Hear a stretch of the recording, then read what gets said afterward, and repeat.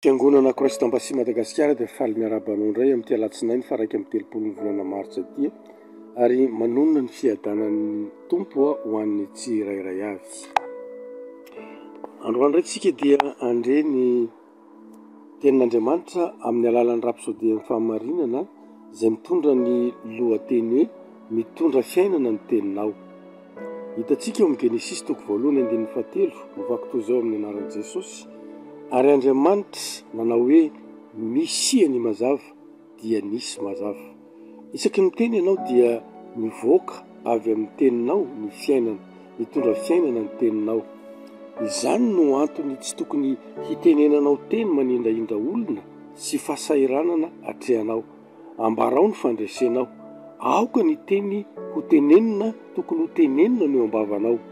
Aza miteny araka ny toe-javatra atrehanao fa mitenena mifanaraka amin'Andriamanitra. Hebreo 4:7 andininy 9 no ahitantsika an'izany. Nilaza Jesosy ao amin'ny Marka 4:20 andininy 7:20 fa ho azonareo izay lazainareo, Andriamanitra misy manome antsika izany lara-pamena izany. Ny tenin'ny zavaboary izy mba hisy ao amin'ny Genesis 1:1 mampiseho zany fa tsy vitany hoe misy hery ny teny fa mitondra fiainana koa.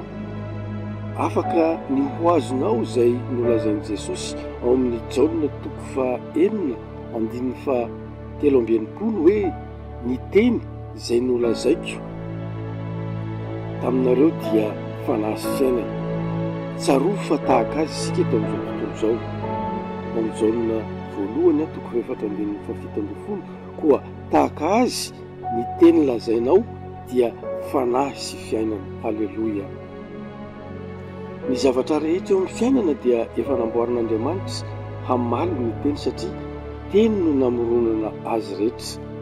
Ao amin'ny Nomery 2:20 ohatra dia nandidy an'i Mosesy Andriamanitra mba hiteny amin'ny vatolampy. Mitenena amin'ny vatolampy eo masony dia ampiboiboika ny ranony izany, dia ampiboiboika ny ranony izy ary ampivoaka rano ho an'ny olona avy amin'ny vatolampy ianao ka dia ampisotroinao ny fiangonana sy ny biby fioky. Nilaza tamin'i Mosesy Andriamanitra mba hiresaka tamin'ny vatolampy satria ny vatolampy dia manana fiainana, manana saina sy fitadidiana. Raha mivoaka avy tamin'ny teny nolazain'Andriamanitra ny zavaboary, midika izany fa misy feo, misy kody mipetraka ao anatiny singa na ny zavatra na ny raharaha rehetra. Noho izany, izy rehetra ireo dia afaka mamaly ny feo misy kody avoaka ny tenintsika. Ampiasao ary ilay feo misy kody tena mety, ilay teny tena tokony ho tenenina mba amoronana ny fiainana tianao iainana. Hovay ny fiainanao avy amin'ny voninahitra ho amin'ny voninahitra amin'ny teny. Alleluja. Andao ataontsika iarahantsika manao zao vavaka zao. Ny fiainako dia voninahitr'Andriamanitra. Re amin'ny teniko ny fahendren'Andriamanitra ary hita amin'ny ataoko. Manjaka eo amin'ny fiainako ny tenin'Andriamanitra ary mampiakatra ahy ho amin'ny fahombiazana ambony kokoa sy fandresena ary fanambinana.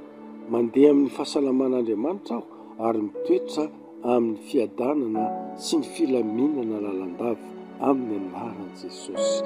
Amen. Alleluia.